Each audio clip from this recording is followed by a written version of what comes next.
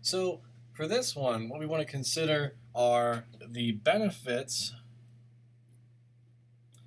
and costs of immigration. And note that I'm saying immigration, which is to say the benefits of people moving to a country for that country. So what we're going to look at is the U.S. case, not because it's in any way special, but just because that's where we live, and it's the most commonly studied country in this question. And so this area is perhaps the arena in which the economist, and the labor economist in particular, and now you guys, since I consider you all budding labor economists, is perhaps most able to proffer advice. And so much of the public discourse on this topic is about like the economic consequences of immigration. And so it seems that the use of economic theory would be essential to understanding the issue. And so you and I and other economic students are perhaps the best able to proffer advice on this, right? And so this is like our wheelhouse, okay? And so again, we're looking at the U.S. Okay, so the U.S. is without a doubt one of the wealthiest countries with some of the least oppressive laws and regulations for starting a business in the world. Right? This is like if you want to come to a country and start a business, you would be very hard pressed to find a country that's better than the U.S. Right? There are some. I'm not gonna dispute that. But the U.S. is consistently in the top 15 to 20. Right? And really, we're probably more like top 6. But that's it depends on who you ask. Okay. And so as a result of this, many people around the world want to live and work here.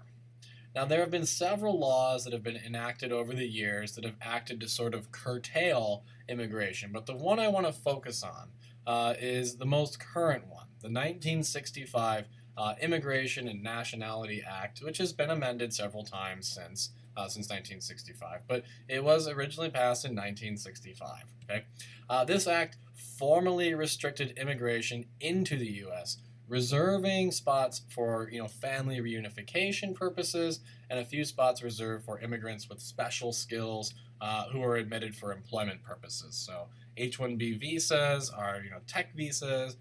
You have other visas for medical professionals and such. You have some visas for all kinds of different things. But generally speaking, the 1965 Act basically said, okay, you can't just come in here. You have to actually demonstrate a purpose to come in here.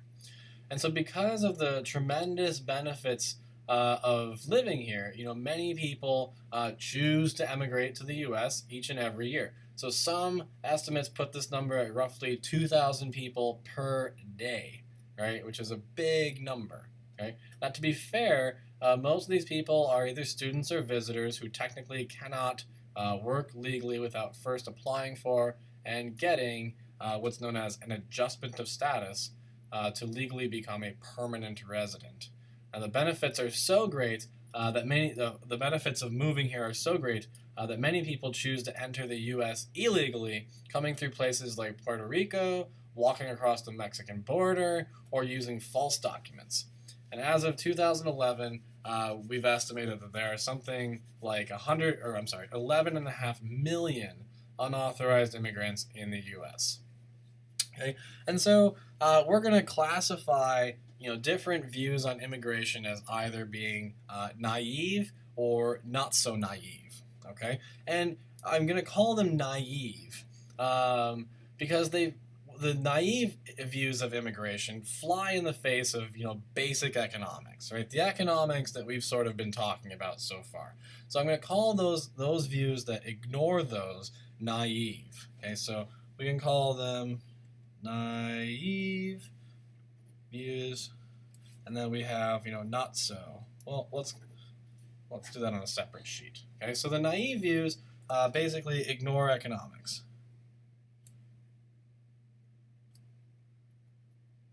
Okay. And so let's think about some of these. So one of the naive views is that of like immigrants stealing jobs. Okay?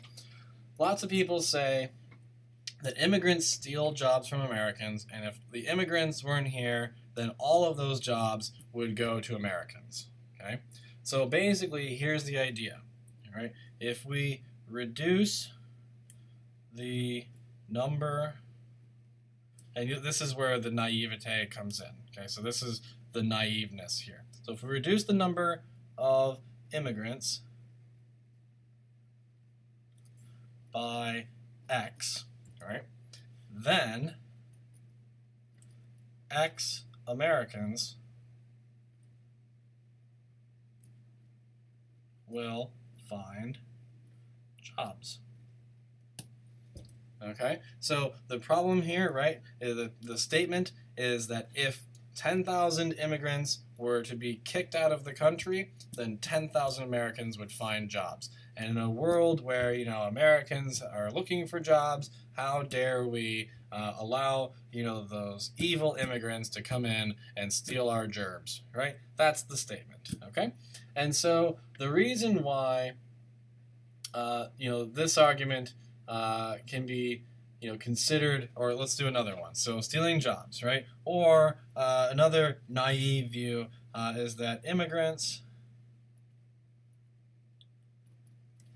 do the jobs that Americans just don't want to do. Okay? So, immigrants are stealing jobs and that they're doing the jobs that Americans just don't want to do, right? These are two very common arguments made about immigration, and I'm calling them both naive, right? And the reason why these arguments are naive is because they ignore the fact that the labor demand curve slopes down and the labor supply curve slopes up, right? They're not perfectly horizontal, nor are they perfectly vertical. And so what this means, right, so if we put that in, let me just block this off right there. We have this.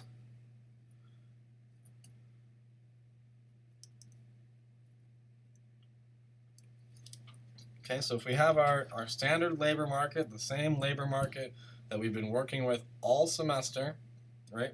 If we have this and we shift, or let's say we deport, a whole bunch of immigrants, and we deport them. Let's say we deport, 10,000 immigrants, right? So we would shift the labor supply curve left by 10,000 immigrants, okay?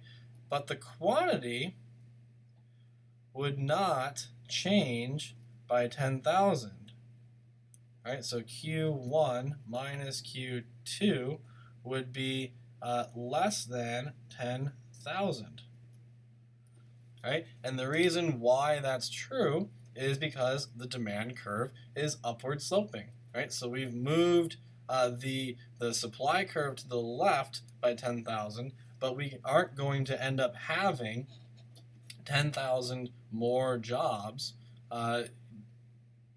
disappear or appear for Americans. We're going to have, we're going to have only, let's say 6,000 new jobs for Americans. Only some fraction of the 10,000 immigrants that come into that leave the country, I should say, will actually be able to find a job, right? And then the other thing that we need to consider is what's going to happen to the wage, right? So what happens to the wage that these people get paid? Well, it's going to go up, right? Which means that the final product that's being made is going to become more expensive, right? So things are going to be more expensive, and we're going to have not a one-to-one replacement of the jobs that the immigrants were doing for the jobs that the Americans pick up, right? Now, it's true, I'm not denying that, if we deported immigrants, that Americans would find work, that more Americans would find work. There's no argument there. But the naivete comes in when we assume that deporting, X number of immigrants will lead to X number of Americans picking up that job. Okay? If you believe that demand for labor slopes down, which is to say that at a lower wage, the businesses want to hire more people, and at a higher wage, they want to hire fewer people. If you think that seems true, or at least reasonable, then this statement follows from that, right? And so that can't possibly be, the problem, okay? And for this one here, the problem here isn't that Americans don't want to do the job, right? The problem is that we have an opportunity cost, right? Our opportunity cost is higher, right? So we would have, in order to get us to do the dirty job, or the job that these people that we supposedly don't want to do, you just have to pay us more, right?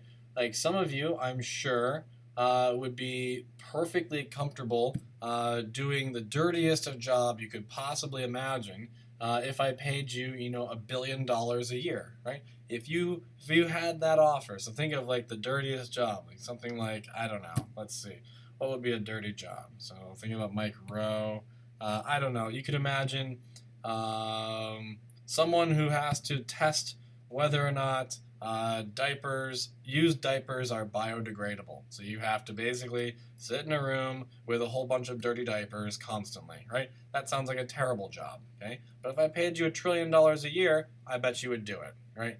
And so it's not that we're not willing to do the job, it's just that our opportunity costs are such that in order to get us to do the job, we have to be paid more. Other people's opportunity costs, like immigrants, right? Not to sound crass or in any way offensive, but the reality of this situation is that their opportunity costs tend to be lower than the opportunity costs of an American citizen. Again, tends to be. Not always. There's always exceptions to that. But they tend to be lower. And so as a result, they will take the dirtier jobs at a lower wage. Okay?